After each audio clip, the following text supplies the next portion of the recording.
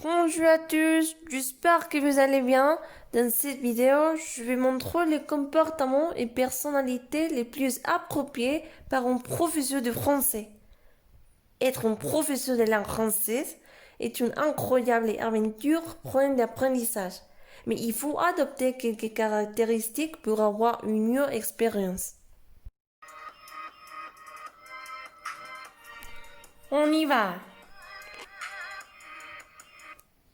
D'abord, pour motiver ses élèves, le professeur doit être lui-même motivé, créatif et dynamique.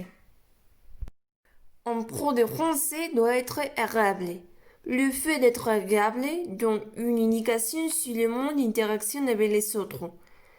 C'est une caractéristique des personnes qui font confiance, qui sont aimables et qui aiment rendre service. Un pro de français doit être vert.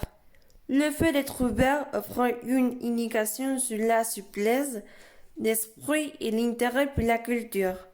Être ouvert caractérise des personnes imaginatives, créatives, aimant les expériences culturelles et éducatives. Un professeur de français est patient. Il est capital que l'enseignant prenne le temps d'expliquer les choses en s'adaptant aux facultés de l'apprenant.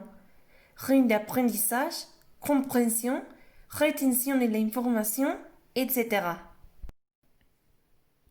Un pro de français doit être empathique et à l'écoute. Autre qualité importante, l'enseignant doit être à l'écoute de son élève.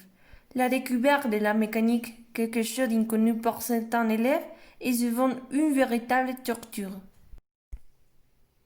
Un pro de français doit être clair et organisé. Un professeur de langue française doit être capable de planifier l'apprentissage dans les temps en fonction de la progression de l'élève et de son objectif. Il est important de respecter un ordre dans l'enseignement.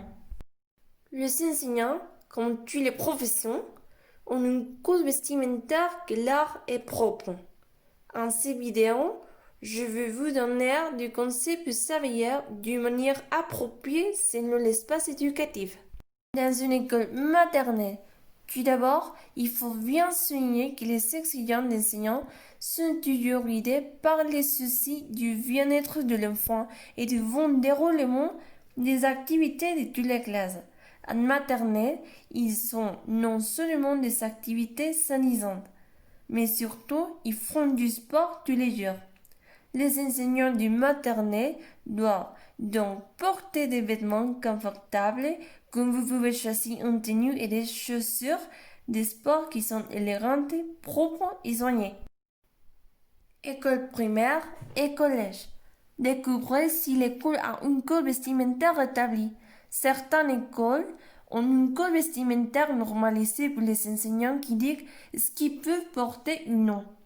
Discutez avec l'administrateur ou le directeur de l'école pour obtenir une copie du code vestimentaire officiel des enseignants. Même s'il n'y a pas de code vestimentaire officiel, la plupart des écoles fourniront une liste de suggestions aux enseignants sur ce qui est approprié à porter et sur ce qui ne l'est pas. Évitez les habits décolletés et qui exposent votre corps. Présentez à l'eau professionnel à vos apprenants important des vêtements qui vous sont, mais qui n'exposent pas trop votre corps. Lycée et d'université. Le reste substitue à la personnalité selon l'enseignant. Optez par un jean et une chemise si cela est permis. Certaines écoles permettent aux enseignants de porter des jeans tant qu'ils ne sont pas déchirés ou n'exposent pas trop les corps. Si une chemise vie avec un pantalon de costume et d'un blazer, il s'agit d'une excellente tenue à porter. Surtout si vous avez pour de temps les matins et vous devriez être classe du pour les cours. Faites un maquillage léger et simple. Un léger maquillage comme un fond de teint, un fard à jouer et de mascara peut vous aider à enseigner plus facilement et plus rapidement. Vous avez la possibilité d'ajouter un pot de fard à paupières ou de rouge à lèvres à votre style.